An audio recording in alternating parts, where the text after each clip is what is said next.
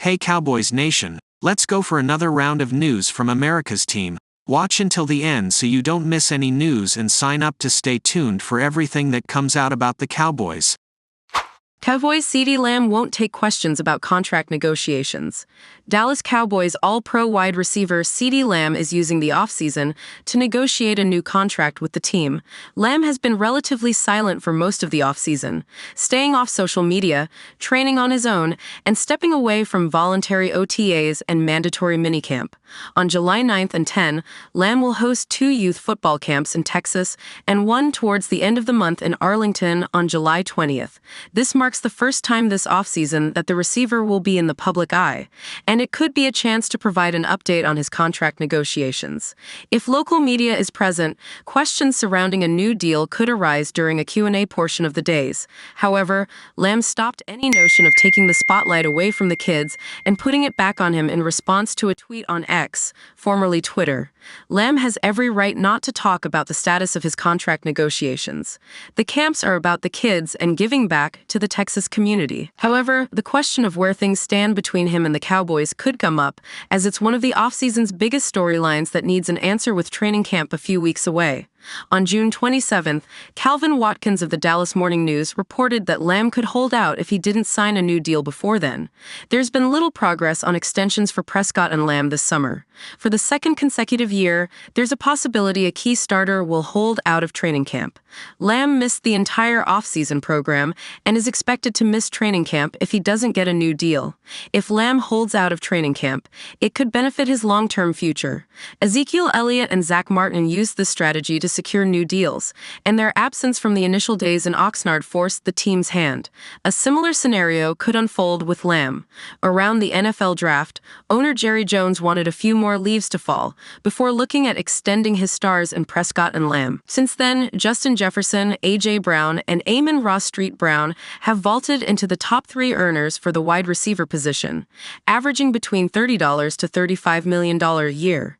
Lamb, represented by the same agent as Brown, is in a prime position to slot right between the number 1 and number 2 average salary, earning around $32 million a year or more in a new deal.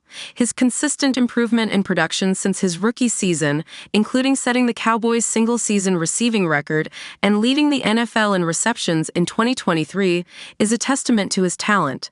As the first day of training camp practices approaches, the anticipation for a new deal for Lamb is palpable. However, it might be some time before we know of his intentions to navigate the rest of the offseason, because, as he said, he won't answer any questions during his camps if the local media are present. Cowboys urged to land obvious fix playmaker. It was not until the 3rd round hit the board in the 2024 NFL Draft that a running back finally got his name called.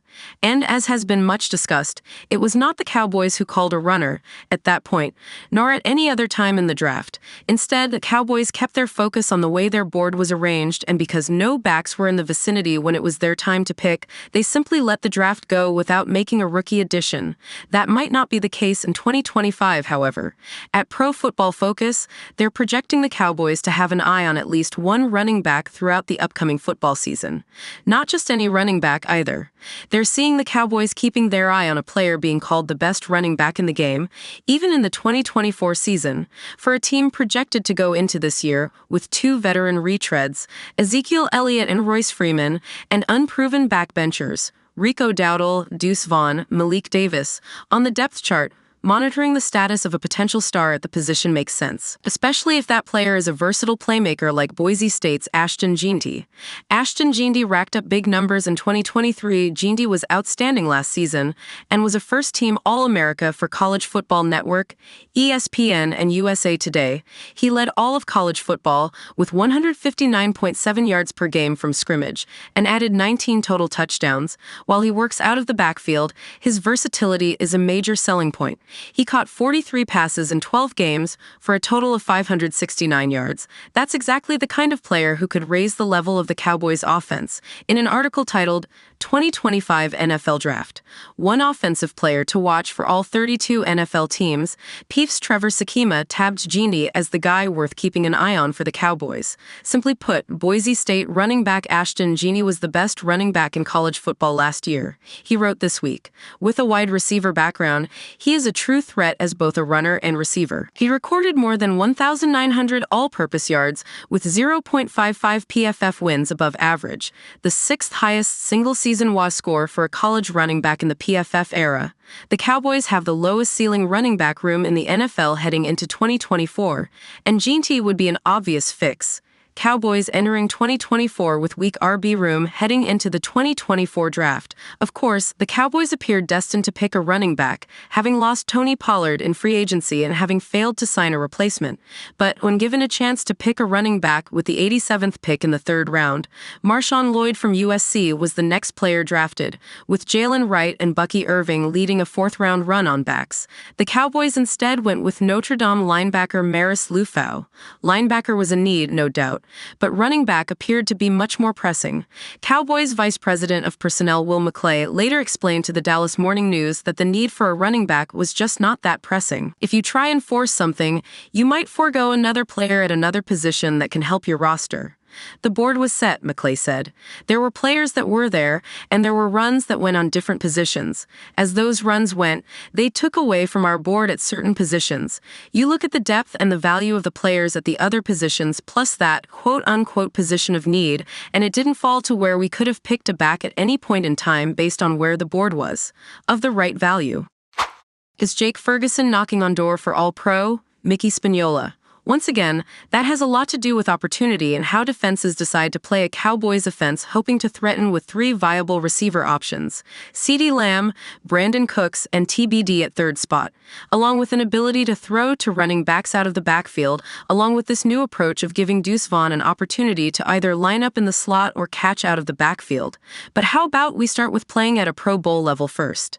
His 2023 slash numbers of 71, 761 fifth second on the team in receptions and yards receiving will gain him notice if he can repeat, but also more attention from defenses too.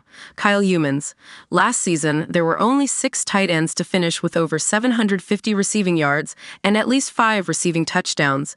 Jake Ferguson was one of those 6 in just his second year as a pro. He joined George Kittle and Sam Laporta on that list, who were both named All-Pros last season. Ferguson's production steadily improved as the season went on, and he climbed the ladder to become the second most effective receiving target in the Dallas offense last season.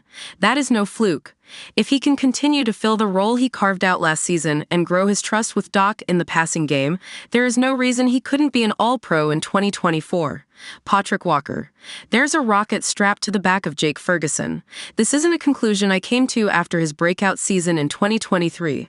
It's one I've had since he got the call as the 4th-round pick in the 2022 NFL Draft. To the chagrin of some, I noted then he'd be the reason the Cowboys parted ways with Dalton Schultz, and that occurred.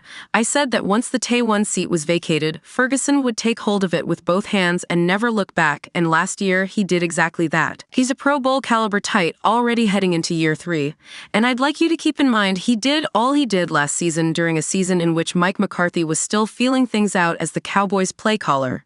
A very large hint at what's to come as the duo walk into 2024. The steps he's taken to add muscle mass to become an elite run blocker. His demeanor as a blocker is already sociopathic. Without losing his athleticism, will pay off in an All-Pro honor sooner than later. Nick Eatman. Just like any time you're knocking on the door and looking to stay there, someone has to move out. The point here is, in order to be an All-Pro this year, you have to replace someone. And don't forget this part. Travis Kelce, the all-world tight end from the Chiefs, was not an All-Pro last year, first or second team. Now, that was just the Associated Press team that had George Kittle and rookie Sam Laporta as the 2 selections. Sure, Ferguson could wind up on that level without a doubt, especially if defenses try to do things differently with CeeDee Lamb. I think the nature of the question is, can Ferguson make it to the elite status? And I think the answer is yes. Will he be an All-Pro? That's pretty tough, considering the fact that Mark Andrews, Travis Kelce were not on that list last year, and there's probably a handful of players around the league, guys like Trey McBride, Dalton Kincaid, Evan Engram, and Kyle Pitts, and maybe even Dalton Schultz, that believe they can take that next leap as well.